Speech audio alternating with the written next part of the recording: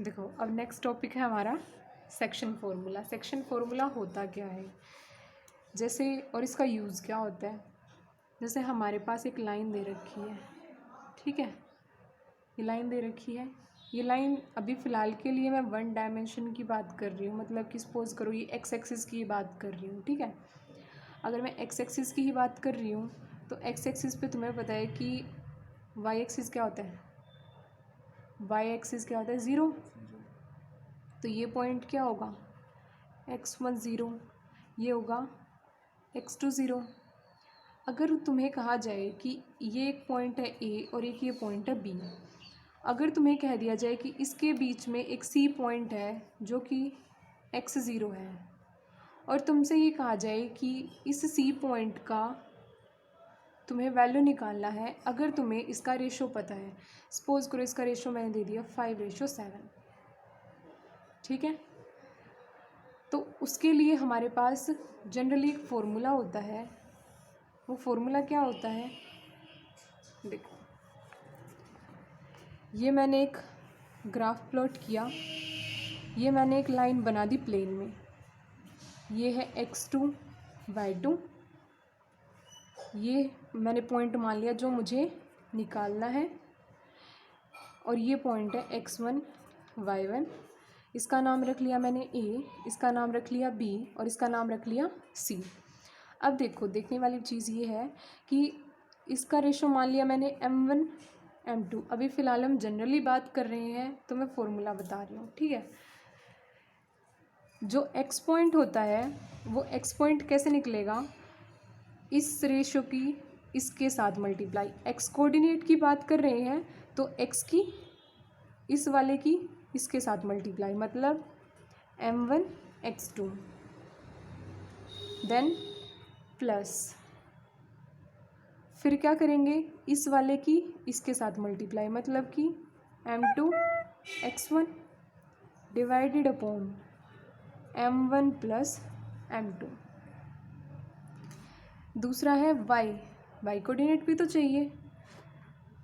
अब की बार क्या करेंगे, इस वाले कोऑर्डिनेट की y2 के साथ क्या आएगी m1 y2 प्लस में m2 y1 and divided by m1 plus m2। तो जब हम ये वैल्यूज़ पुट करेंगे तो हमारे पास x और y कोऑर्डिनेट आ जाएंगे, मतलब हमारा ये पॉइंट निकल आएगा।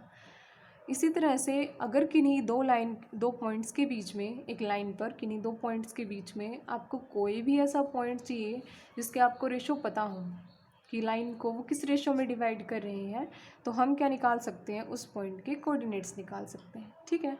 जैसे अब एग्जांपल के तौर पे मैं लेती हूँ एक्सरसाइज 7.2 का क्वेश्चन नंबर फर्स्ट। जैसे देखिए कहता है find the coordinates of the point which divides the joining of -1 7 and 4 -3 in ratio 2:3। जैसे मैं इसको पहले ग्राफ पे प्लॉट कर लेती हूँ। ग्राफ पे प्लॉट करूँगी तो देखो ये ग्राफ है, जैसे या मैं ये ग्राफ है -1 7 कहीं यहीं रहा होगा, -1 7 4 एंड -3, मतलब x एक्सिस का 4 एंड y कोऑर्डिनेट का 3, मतलब 4 -3 यहाँ कहीं रहा होगा। अब कहता है कि इसके बीच में कोई एक कोऑर्डिनेट है, मतलब हम ज्वाइन कर देते हैं इन दोनों को, कर दिया ज्वाइन।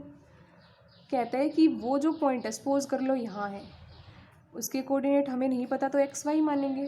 कहता है कि ये इसको 2:3 में डिवाइड करता है, ठीक है।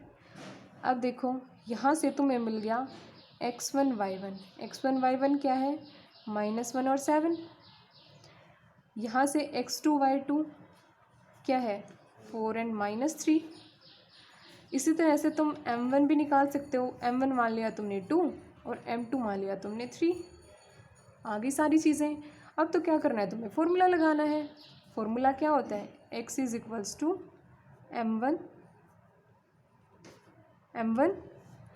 देखो इसको मान लो तुम x1 y1, ये आ गया x2 y2, ये है तुम्हारा m1, ये है तुम्हारा m2, ठीक है। इतनी बात m1 x2, तो ये प्लस में m2x1 डिवाइड में m1 प्लस m2 रखो।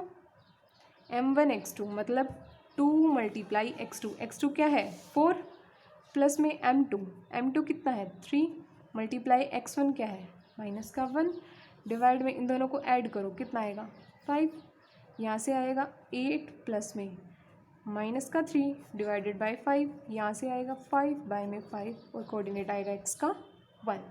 अब तुम्हें किसकी ज़रूरत है y की, तो y कोऑर्डिनेट निकालो। y किसके इक्वल होगा m1 y2 प्लस में m2 y1 डिवाइड में m1 plus m2, this is equals to, ये किसके इक्वल आएगा 2 multiply minus of 3, 2 multiply minus of 3 plus में m2 इज़ 3 मल्टीप्लाई 7 डिवाइड में 5, इन दोनों का एडिशन, यहाँ से क्या आएगा -6 प्लस 21 डिवाइड में 5, यहाँ से आएगा 15/5 और आंसर आएगा 3। इसका मतलब जो तुम्हारा xy कोऑर्डिनेट है वो है 1 3। ठीक है इतना।